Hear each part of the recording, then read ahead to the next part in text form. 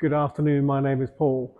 Now, the Land Rover Defender has historically had all sorts of applications, from passenger vehicle to van to fire engine, pickup, crane, all sorts of things. With the modern Defender, the two applications that I'm particularly interested in here are the SUV, or the passenger carrying Defender, and the commercial. The car behind me muddies the water between the two. The car behind me is a Defender 110 D350 X-Dynamic HSE. I'd like to show you around. So this is a 2025, so it's this year, 2025 74, registered. It is a D350, and what that means is it has a 3-litre inline 6-cylinder turbocharged engine delivering there or thereabouts 350 brake horsepower. So it's powerful, it's got a lot of torque, it's an effortless car to drive. The X-Dynamic HSE means it looks really cool and it's got a lot of specification. Now, what this car also has that brings the commercial hardtop together and the passenger carrying vehicle is that this is a hardtop, but it's had a rear seat conversion. And I've got to say, I've seen quite a few Land Rovers with a rear seat conversion, and this is by far the best I've seen so far. I'm going to come back to that.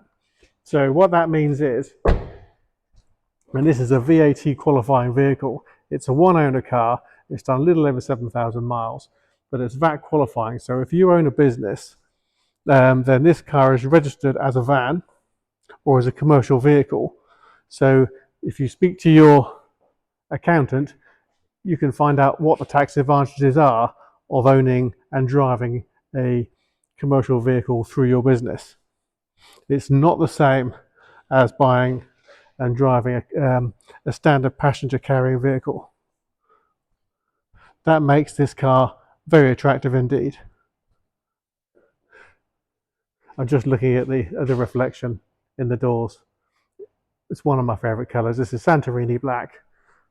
It's not sunny or anything outside, so I've done the video in here. The Santorini black is this beautiful metallic black, and it's not just silver flecks. You can see there's colors in there. There's every part a black car, but it sparkles and glistens. It's a fabulous paint color. We've got the tread plates across the top. Now, the previous Defender, those tread plates were made in aluminium and you could stand on them. I'm not sure I want to stand on those. It looks too nice. And I'm not sure that it's actually designed to be stood on. You can see it has the full black design package, which means the front valance here is all in black as well, as opposed to silver and other colors that come as standard with the Defender. I do love these LED lights. You can see the LED around here, and they're very, very effective. Of course, we're in the country here, and it makes a hell of a lot of difference if you can see where you're going. Now, we're sat on style 5098 alloy wheels, 22-inch in gloss black. You can see here there's a locking wheel nut, Land Rover centers, and if I turn that around, you can see Land Rover is actually mentioned on the spokes as well. Tucked behind those, you'll see a very big caliper, nice big disc. It's not the lightest car in the world, so having big brakes certainly makes a big difference. And when you've got the big 22-inch wheels, that means that this wide arch covers over and stops the wheel from sticking out past the body, and it makes the car look that bit more aggressive as well, as you can see. Now, I'm just going to run my camera down the side of the car. Of course, you would hope it was going to be in lovely condition, being 2025, but I need to show you that it is. We have the side steps, Defender logo. So if I show you the clear reflection from that inky metallic black, you can see the quality of the paintwork, and the panels are in really, really good shape. Full-size mats, you can see that both sides, so that helps to keep the paintwork in better condition than it would have if you didn't have them. And then you can see here as well, the lower valance is also body coloured in black, as is the roof, and you have black roof rails and a full-size spare. What we've also got on here as well is this. This is a locking set, so you have locking wheel nuts that hold the wheel on. This is another locking mechanism which has its own key, which helps to keep this wheel secure to the car, to stop anyone from helping themselves to it if the car was parked in an area that was going to be vulnerable. I'm just going to go down the driver's side now to show you the quality of the paintwork. And then you can see what that is. It's just a completely uninterrupted, very clear reflection of everything on the other side of this building. Just a really nice, good quality paintwork in very nice condition. Nice shiny wheels. Now I'm going to start with the back.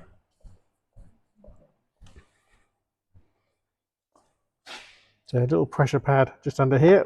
Pull the pressure pad out. Trademark Land Rover Defender door card. Love it. A very nice, hard wearing rubber mat that sits over a solid shelf. So if I push that button here, I can lift that up and find that we have a bit more space. Tools. That houses the locking wheel nut for the back of the back of the spare wheel. And then here we have the button here for the air suspension. Now what I'm going to do is I'm going to just focus there on that line. If I press the button here, so well, let me just explain first. Here we have a ride height, which I can just about get 4 fingers into.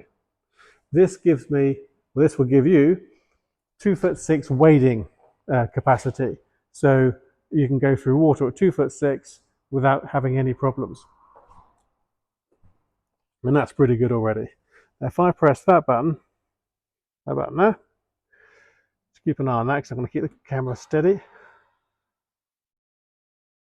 You can now see the amount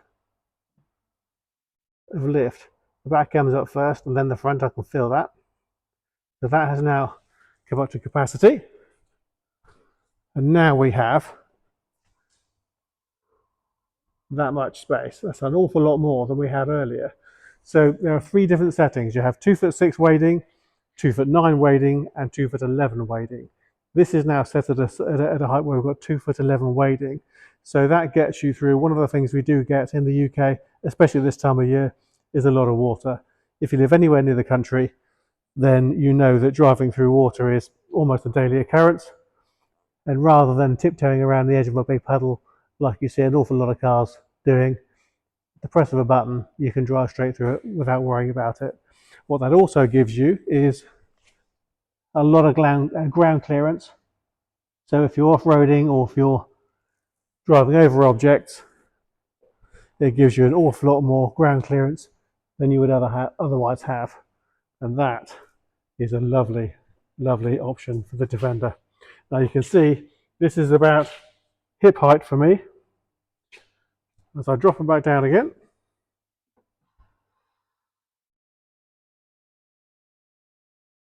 now if I'm about to put something really heavy in the boot, I can drop it to its lowest setting. There you go, you can hear the air has come out of it now. And that is now below hip height, not too far above my knees. Well, it's actually a bit further than my knees, but about sort of mid-leg level. So that makes loading heavier objects into the back an awful lot easier than at the higher levels. So nice to have the choice. Now I'll move back to the interior and the rear section. So we have electric windows. The ignition is not on, so it's not going to work at the moment, but they do work. Of course, the commercial vehicle Doesn't have electric windows. They have a black plastic panel, so you do have working electric windows. We have this really nice supple leather. So like the front, you have this nice perforated design in the center section at the back and on the base, and then the leather feels and smells really nice. It's good quality leather. You can see it's got really good stitching on the headrests, and you can see from the center here that you've got 3 proper seat belts in the back. So in terms of quality, the best I've seen so far. In the back, I'm going to show you what this is. That is a 3rd seat. I'll come around to the back and I'll come around to the front in a minute. But you've also got here 2 USB-Cs and 2 other charging points. So you can have various different options in terms of charging devices. And then the nice mat in the center which covers over the carpet. And there is an adjustment lever here, and there's another adjustment lever there, which moves the seat forward to give you more room in the back, should you need the full size of the, or nearly the full size of the hardtop.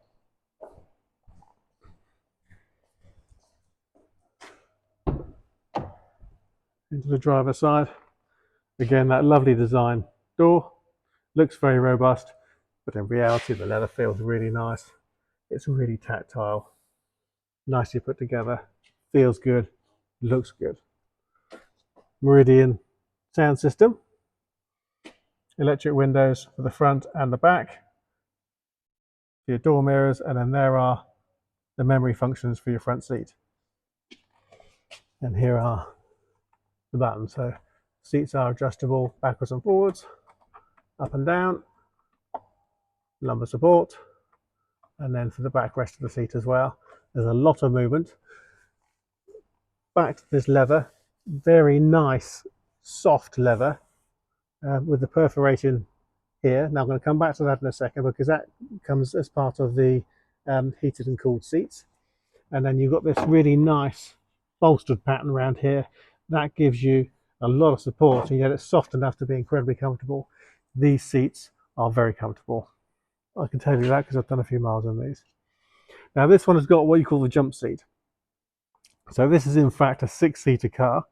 So with the jump seat up like that, you can have an occasional middle passenger, and you can see from here there is a 3-point belt on the middle. It's not quite as wide as it's on the outside, but on the occasions that you need it, that's going to be very handy. Now there is a lever to pull, this tab to pull. I'm going to pull that tab. There we go. And I'm going to drop that down. And now we have a cup holder, 2 cup holders, and then we've got access to these plugs that I showed you in the back. The 2 USBs in the center, USB-Cs in the center, and then the 2 more conventional charging points on the outside. I shall grab the keys from the screen. That's where I left them.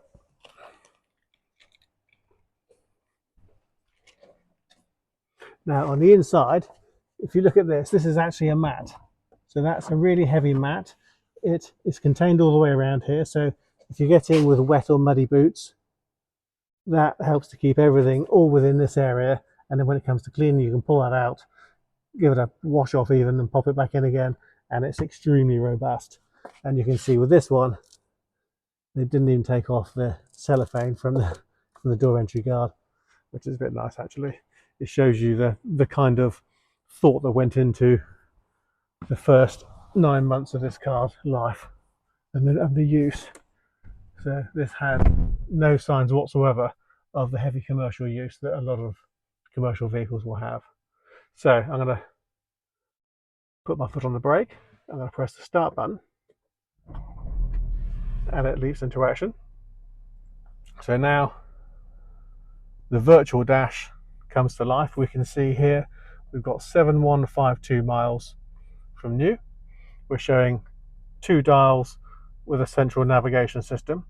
Now the buttons on here drive that screen. So if I press the center button, that gives me these options, and I can use these arrows here to scroll down various different options. I'm going to show you now the display layout. So we've got 2 dials. If I press that, we now have one dial. If I press it again, I can change to full map. This is a customizable screen and it's fabulous. So you can customize this car to the way that you like it. Moving to the steering wheel. On the right hand side we have, this is showing up as green, this is lane assist. So that if you're on the motorway and you start wandering from lane to lane, the idea is that if you're not paying attention, it'll give you an indication, it'll vibrate on the steering wheel. You can turn that off. Press and hold. That's now turned off. And here we have 2 arrows here and 2 arrows here. This is cruise control, and you can flip between cruise control and speed limiter. Now, these 2 arrows here tell me that this car has radar assisted cruise control, or active cruise control. What that means is if you're on the motorway and you're doing, say, 70 miles an hour, and a car pulls out in front of you doing 60 miles an hour, rather than touching the brakes, the car will sense that someone's pulled out in front doing less speed. This car will slow down to their speed, hold position behind that car, then when the car moves out of the way, speed back up to where you had it set to before. The reason you've got these 2 buttons here is you can close the gap between you and the car in front, or widen it depending on what your own comfort feelings are and sort of in the road circumstances. And one of my favourite buttons is the heated steering wheel. That is fabulous. So, automatic headlamps, fog lamps, wash wipe, rear wash wipe,